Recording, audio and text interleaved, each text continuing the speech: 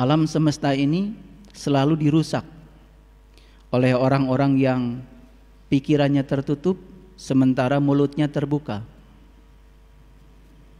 Kedamaian dalam beragama juga demikian, selalu saja dirusak oleh orang-orang yang mata kolbunya tertutup sementara mulutnya selalu terbuka. Orang yang tertutup mata kolbunya, mulutnya terbuka, merusak kedamaian. Orang yang terbuka mata kolbunya, mulutnya tertutup juga tidak berbuat apa-apa. Sebaiknya sebelum kita membuka mulut, sebaiknya kita membuka kolbu kita.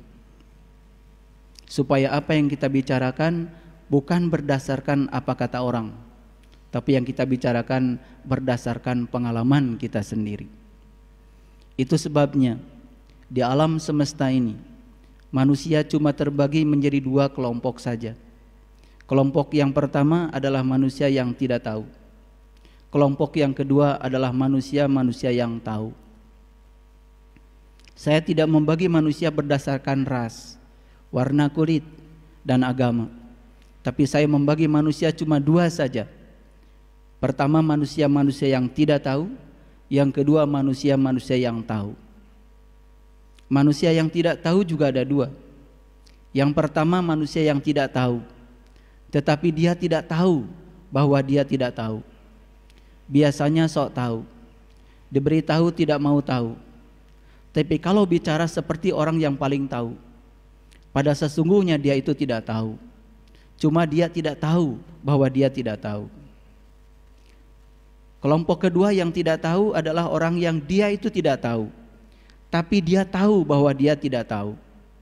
Memberitahu orang yang kelompok kedua lebih mudah, karena yang kedua ini sudah sadar kalau dirinya tidak tahu. Berbeda dengan memberitahu kelompok yang pertama. Yang pertama ini belum sadar kalau dirinya tidak tahu.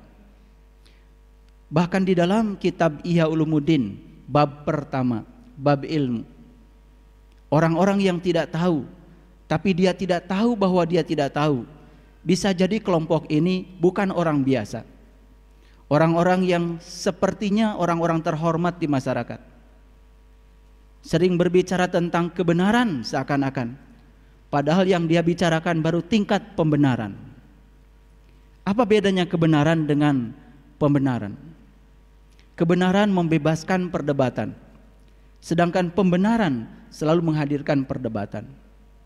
Jadi kalau kita masih sering berdebat dalam kehidupan beragama, itu tanda yang kita agem bukan kebenaran. Itu baru tingkat pembenaran. Itu persepsi kita sendiri. Karena kebenaran pasti membebaskan. Pembenaran justru kita akan tercebur pada kebiasaan untuk melakukan perdebatan. Akibatnya kita akan terjebak pada menang dan kalah, benar dan salah. Kelompok yang kedua adalah kelompok yang tahu. Kelompok yang tahu juga ada dua. Yang pertama, dia itu tahu, tetapi dia tidak tahu bahwa dia tahu.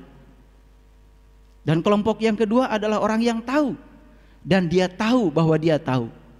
Itu yang disebut dengan ulama. Definisi ulama sudah terstandarisasi oleh Rasulullah. Al ulama warasatul anbiya. Yang bernama ulama adalah mereka yang mewarisi ilmunya Nabi. Agama bukan soal pakaian.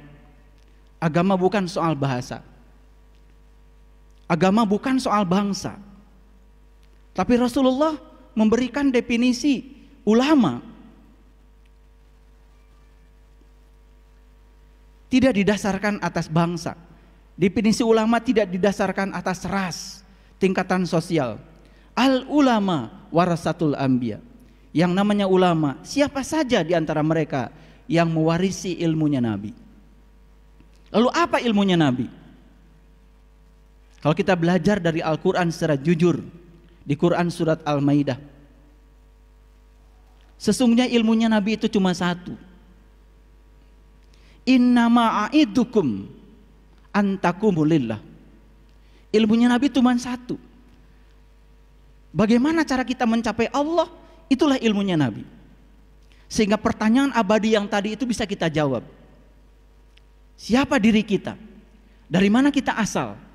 Dan setelah ini kita mau kemana?